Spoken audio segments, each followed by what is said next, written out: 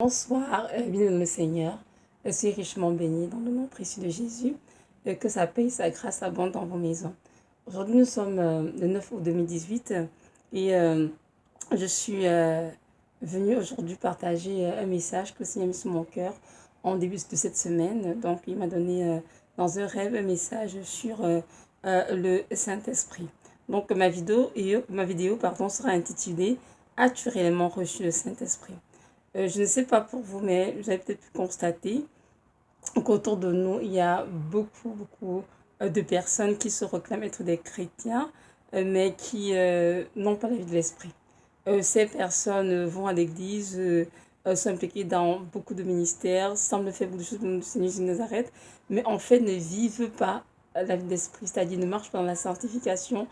Ces personnes sont plutôt des personnes qui sont très religieuses. Ils ont un esprit, je dirais, religieux. Ils vivent dans la chair en fait. Ils vivent leur vie comme bon leur semble et très souvent le Seigneur n'a pas vraiment son mot à dire sur grand chose dans leur vie.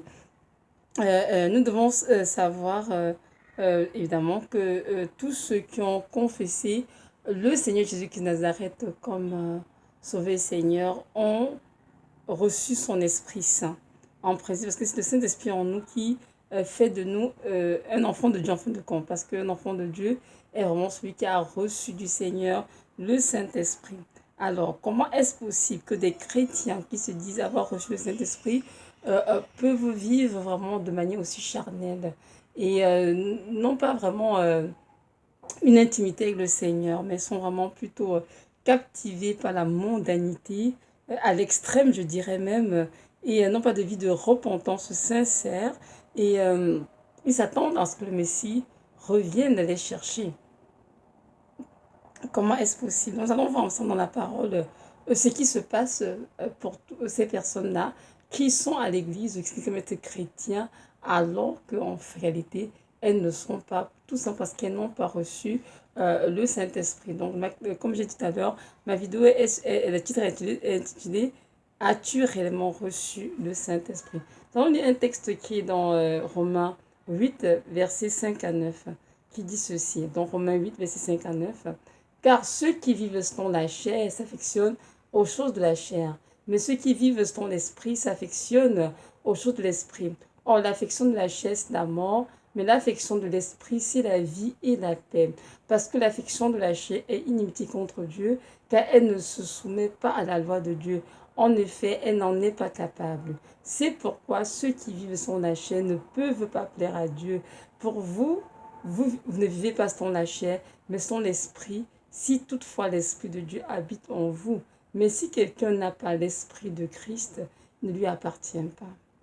Parole du Seigneur. Nous voyons bien ici que l'apôtre Paul est en train d'expliquer aux Romains que ceux qui vivent sur la chair, qui s'affectionnent des choses de la chair, ne peuvent pas plaire à Dieu tout simplement. Parce que Dieu s'attend à ce que nous qui sommes chrétiens, nous qui avons reçu son esprit, c'est que nous puissions vraiment marcher sans le Saint-Esprit, être contre le Saint-Esprit et faire rien que la volonté de Dieu et non notre propre volonté.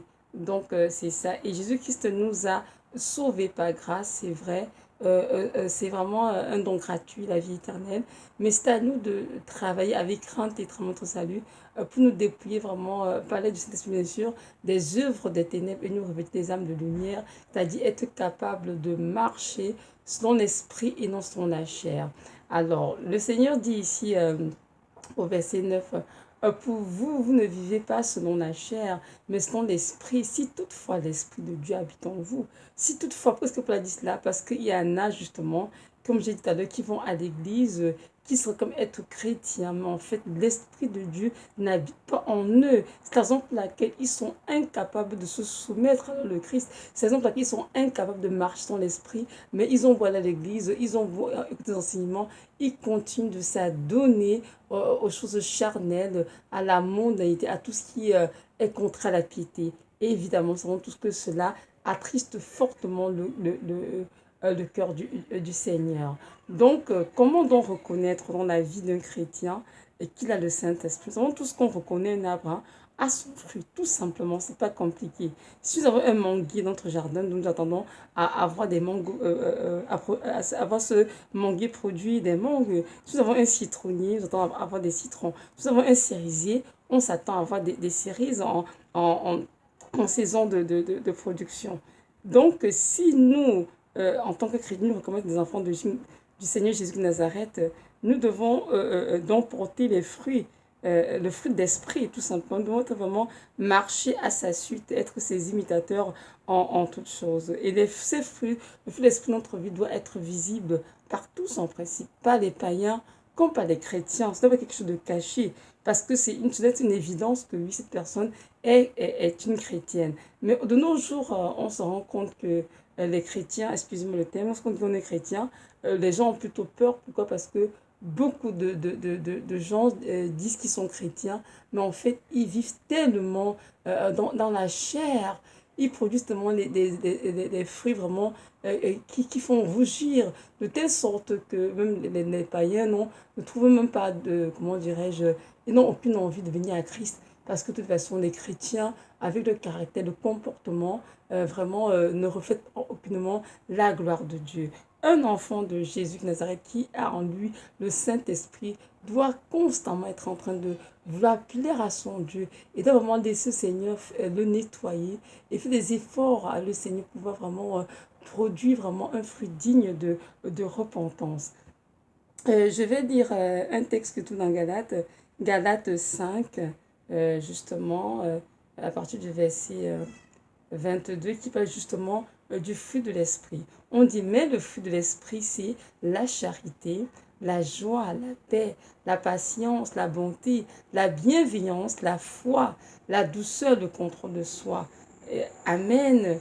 Donc nous voyons bien que le fruit d'esprit est là d'être exprimé par un chrétien. Ils ne sont pas de charité, c'est de l'amour, hein, l'amour divin, l'amour agapé, c'est l'amour qui est vraiment un amour fort, un amour fraternel. Et Dieu nous appelle à l'aimer de tout notre cœur, de toute notre pensée, notre force, et d'aimer notre prochain comme nous-mêmes. D'un chrétien qui se dit avoir reçu le Saint-Esprit, de capable d'aimer. Amen. Son prochain, d'aimer Dieu de un et ensuite son prochain, sans aucune restriction. On peut exprimer la joie. Ces chrétiens sont capables de pouvoir exprimer de la joie, même dans le monde de difficulté, même dans le monde, dans les circonstances difficiles, parce que la joie est un peu l'esprit. Donc ça dit la joie n'est pas besoin, besoin de voir la joie uniquement quand tout va bien. Dieu aussi s'attend à ce que même si nous sommes dans les épreuves, que l'on puisse voir vraiment la joie de Christ émerger en nous. Nous savons que c'est écrit dans Néhémie 8, verset 10, pardon. La joie du Seigneur est ma force. Oui, notre Saint-Esprit en nous produit la joie dans nos cœurs, même en dépit des circonstances où on vit, même si elles sont douloureuses. Nous devons devant la joie du Seigneur qui est indépendante des circonstances. Ce n'est pas de la paix d'un chrétien qui a le Saint-Esprit doit avoir la paix de Dieu dans son cœur, même si il est agité, angoissé par une saison quelconque qui traite dans sa vie. C'est sûr que lorsqu'il va en prière, le Saint-Esprit le reconforte, il donne la paix. Hein. Et c'est écrit, je crois, dans Philippiens 4, justement, je crois c'est 4, 6 si je me trompe et tout. Faites connaître, ne vous inquiétez de rien, mais faites connaître à Dieu vos besoins, pas des prières, des supplications, des actions de grâce, et la paix de Jésus-Christ qui surpasse toute intelligence gardera vos cœurs et vos pensées en Jésus. Amen. Dans la paix de Dieu, garde nos cœurs et nos pensées en Jésus, même dans le moment d'épreuve, nous le moment d'angoisse, et notre Dieu vraiment nous appelle, nous invite vraiment à garder notre paix malgré ce que nous pouvons vivre. Nous avons la patience. Donc, un chrétien qui est esprit doit être patient, oui, et doit avoir de la bonté, doit vraiment être bienveillant, avoir vraiment cette attitude de prendre soin des autres, d'être constamment là pour pouvoir pour des actes qui glorifient le Seigneur et qui fait plaisir à son prochain, des actes évidemment qui sont ordonnés par Dieu, pas des actes pour contribuer aux autres des ténèbres, contribuer au péché aucunement, des actes pour bénir les autres. Et on n'y soit pas de la foi. Évidemment qu'un chrétien qui a le Saint-Esprit a automatiquement foi en Dieu. Il sait qu'il a une foi vraiment, comment dirais-je, inébranlable. Même lorsque le doute survient, Aussitôt, il va en prier et Dieu, il dit, Seigneur, fortifie ma foi. Que ma foi ne soit point ébranlée, peu importe ce que je vis, Seigneur, car je sais que tu es l'auteur et le consommateur de ma foi. Alors je refuse de me laisser ébranler par ce que je traverse, mais je continue de garder mes yeux fixés sur toi, sachant, Seigneur, que tu as la parole, que ceux qui croient en toi doivent croire que tu existes et que tu es le renumérateur de ceux qui te cherchent. Nous avons tous que sans la foi, il est impossible d'être agréable à Dieu.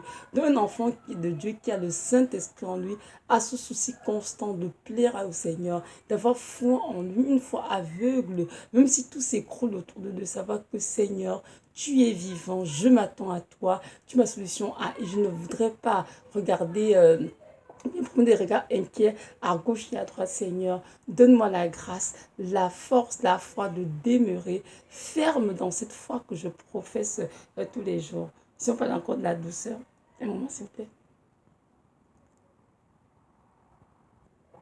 Oui, évidemment, un chrétien qui connaît le Seigneur doit vraiment exprimer la douce, doit être doux. Hein, c'est qui dans Philippiens 4, hein, je crois, verset 1, ou verset 2, je me souviens bien. Que votre douceur soit connue de tous les hommes. Le Seigneur est proche, Amen. Donc Dieu vraiment nous a donné la grâce par l'Esprit Saint qui est en nous d'être des enfants doux, d'être des femmes douces. Hein, c'est très très important. Et d'avoir aussi ce qu'on appelle le contrôle de soi, être capable de maîtriser ses émotions, être capable de prendre la peine vraiment de se calmer lorsqu'il y a une situation difficile, de se ressaisir et de considérer les paroles qui sont sur notre bouche, de reconsidérer nos pensées qui s'agitent dans notre cœur, pour que nous ne puissions pas laisser beaucoup à n'importe quoi qui pourrait venir, non seulement nous souiller, mais aussi attrister ceux qui nous entourent. Donc c'est important de vraiment laisser ce fruit en nous, pardon, parce que c'est un fruit, hein, vraiment s'exprimer dans nos vies. Et c'est ainsi qu'on reconnaît quand nous sommes véritablement les enfants du Père. Je sais qu'il y a un verset dans Jean où le Seigneur demande à ses disciples comment est-ce que l'on reconnaîtra que vous êtes mes disciples. Et le Seigneur lui m'a dit par l'amour que vous portez les uns pour les autres. Donc, Dieu, tout simplement, pour ça que nous sommes des chrétiens, on a besoin de citer des versets bibliques, on a besoin de montrer qu'on connaît la Bible, qu'on est à l'école de théologie, on a besoin de montrer qu'on sait prêcher, qu'on récite des versets. Non, on a juste besoin de voir dans nos vies le fou de l'esprit, le fou d'esprit s'exprimer dans nos vies. C'est sûr que ce fruit va prendre le temps pour éclore de chacun et tout, mais ce que je veux que nous comprenions ce soir, c'est que chaque enfant de Dieu doit aspirer à cela, doit désirer ardemment exprimer le fruit d'esprit, c'est-à-dire l'amour, la joie, la paix, la patience, la bonté, etc. C'est très important. Mais des enfants de Dieu qui malheureusement ont endurci les oreilles, ont les cœurs endurcis, dont le Seigneur a beau parler, ils ne font pas cas du Seigneur. Ils continuent vraiment de dire qu'ils sont chrétiens et, et pourtant les fruits qu'ils portent sont à rougir, font rougir le monde autour d'eux. Pourquoi? Parce que ils vivent selon la chair, ils s'affixent sur les choses de la chair et ces choses vraiment attristent fortement le Saint-Esprit qui peut finir même par s'éteindre. Hein. N'oublions pas ce qui est dans 1 Thessaloniciens, je pense que l'esprit n'éteignit pas l'esprit, parce que l'esprit peut s'éteindre justement. Donc nous devons comprendre que nous n'avons pas été créés pardon, sous le Seigneur, oui, créés aussi pour vivre notre propre vie et marcher sur la chair. Non, justement on dit que Jésus-Christ est l'agneau qui est venu ôter le péché du monde, dont le Seigneur s'attend vraiment à ce que nous puissions, en tant que chrétiens, nous humilier devant sa puissante main, lui demander vraiment la grâce de transformer nos cœurs, de changer nos cœurs afin que nous puissions porter du fruit digne de repentance. Et c'est quoi ce fruit? C'est le fruit d'esprit tout simplement. Donc, c'est pas la peine de crier qu'on est chrétien, c'est pas la peine de dire à tout de chant, Alléluia, Amen. Non, c'est vraiment le temps d'exprimer, de montrer au monde qu'on est chrétien par notre comportement, notre attitude, par nos paroles. Il y a des chrétiens qui vont te dire ils sont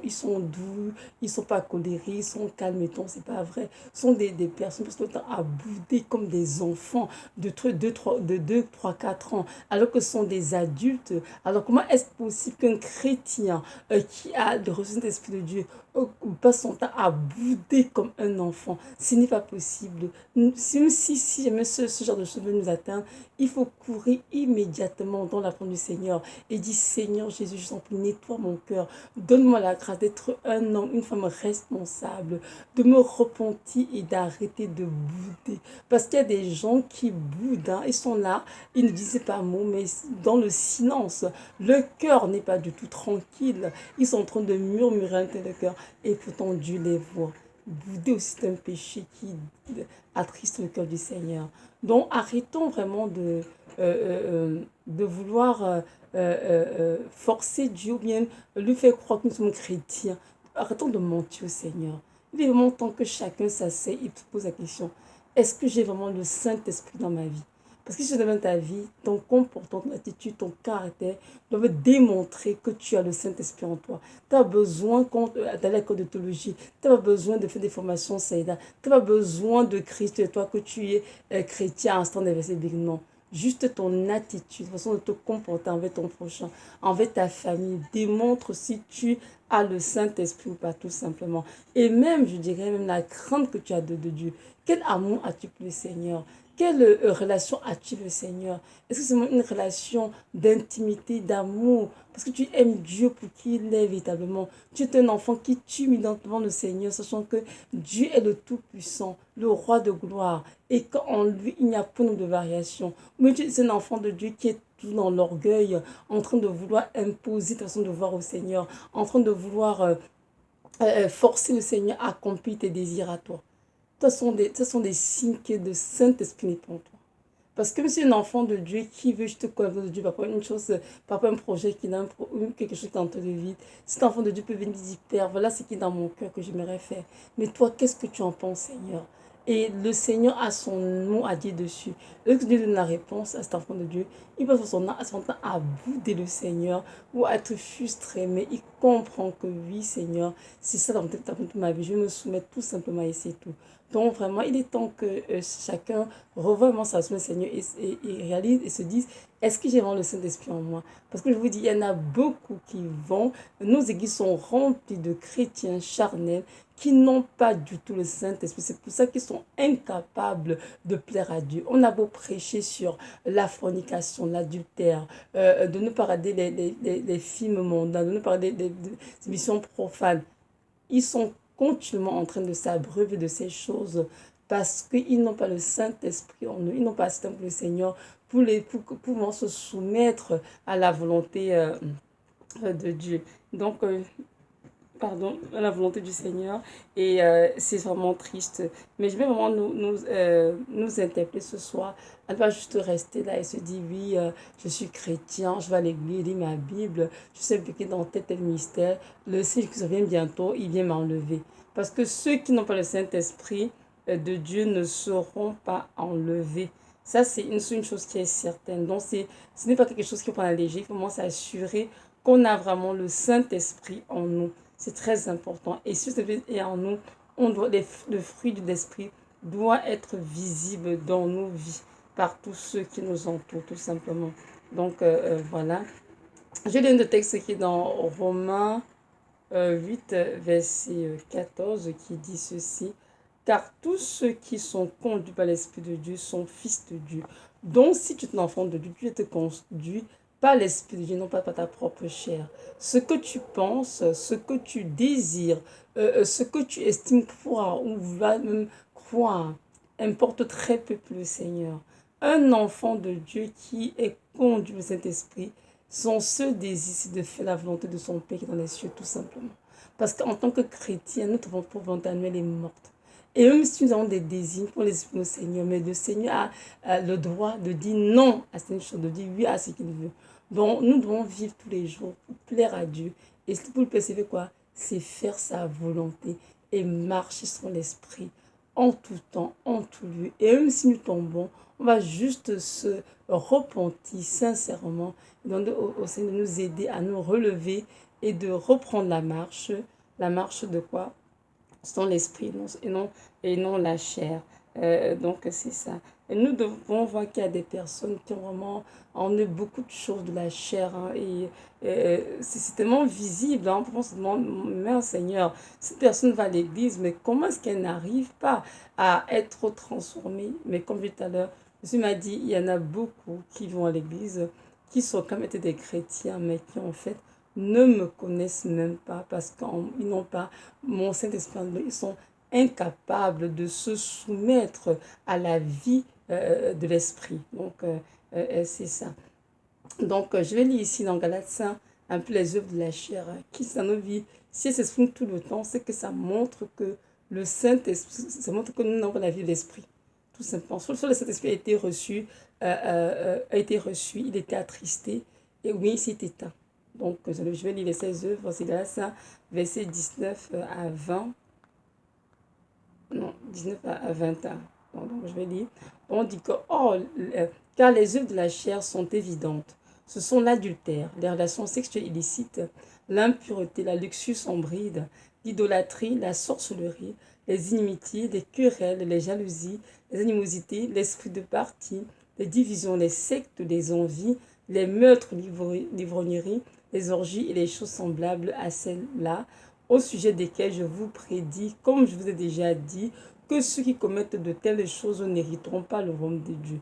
Donc voilà, tout simplement. Donc, si dans ta vie, il y a toutes ces choses que tu pratiques qui sont récurrentes et que tu n'as pas de regret du tout, et que tu te plais dans ces choses, que tu les pratiques avec joie, ça ne te dérange en rien, ce que Dieu pense t'importe peu, c'est tout ça montrer que tu n'as pas le Saint-Esprit en toi.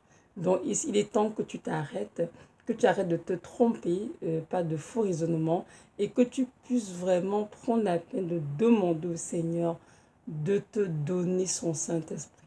Parce que sans le Saint-Esprit, tu ne pourras pas être enlevé. Qu'on a dit tout à l'heure dans Romains 8, Romains 8 justement, verset 9 qui disait que si quelqu'un n'a pas l'Esprit de Christ, il ne lui appartient pas. Or, Jésus vient chercher les fils et les filles qui lui appartiennent, c'est-à-dire qui ont son esprit, c'est en eux. Donc, si déjà au préalable pour le Saint-Esprit, et tu ne te prépares parce que tu ne peux même pas être près de tu ne pourras pas être enlevé par le Seigneur. Donc, c'est ça. Donc, j'aimerais vraiment t'interpeller, qui m'écoute maintenant, de vraiment prendre la peine de juste la face de Dieu, de lui demander si véritablement le Saint-Esprit est en toi. Et si c'est le cas, que Dieu soit béni. Si tu l'as attristé, il est temps de te repentir et vraiment d'abandonner les œuvres de la chair que je viens de citer et de retourner au Seigneur et de porter un fruit digne de repentance. Donc c'est ça.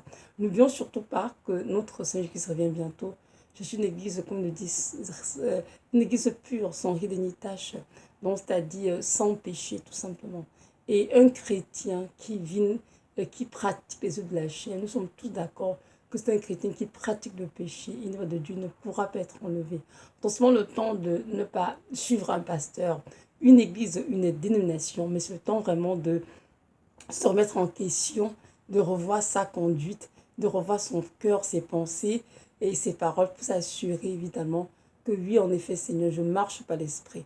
Et en passant, marcher par l'esprit ne veut pas dire qu'on ne peut pas tomber. Aucunement, on peut bien tomber au péché, on peut manquer le but. Mais un chrétien qui marche dans la crainte du Seigneur, qui est en communion avec le Seigneur et qui tombe, c'est ce qui va juste se repentir. Le Seigneur qui est fidèle et juste lui pardonne ses péchés et le purifie de toute iniquité. Donc, ceux qui n'ont pas besoin de s'inquiéter et tout. Je ne parle de ceux qui n'ont pas de la vie d'esprit, mais qui sont continuellement dans la chair à chaque seconde de leur vie. Ils vivent une vie vraiment qui n'a rien à voir avec la piété, avec le Seigneur. Donc, c'est ça. Donc, c'est la vidéo d'aujourd'hui. Soyez richement bénis. Et que le Dieu de gloire qui nous a tous appelés, hein, vraiment à nous préparer, à nous sanctifier pour être préparés pour vous de son retour, nous aide vraiment à achever la belle œuvre qu'il a commencée en nous. Et cette œuvre, c'est quoi? C'est l'œuvre de sanctification, afin que nous soyons prêts vraiment pour son retour. Dès qu'il y a 2, 12, 14, rechercher la paix avec tous et la sanctification sans laquelle personne ne verra le Seigneur. Donc c'est le temps vraiment de chercher le Seigneur, de laisser nous sanctifier, nous purifier, nous nettoyer et que nous puissions vraiment mener une vie de l'esprit afin que le Saint-Esprit continue de nous remplir de son huile pour que ce jour-là nous sommes comme des vierges sages et non comme des folles avec nos lampes bien remplies d'huile. Donc voilà, c'est ça. Soyez richement bénis et que la paix et la grâce de Dieu vous soient accordées en abondance. Amen.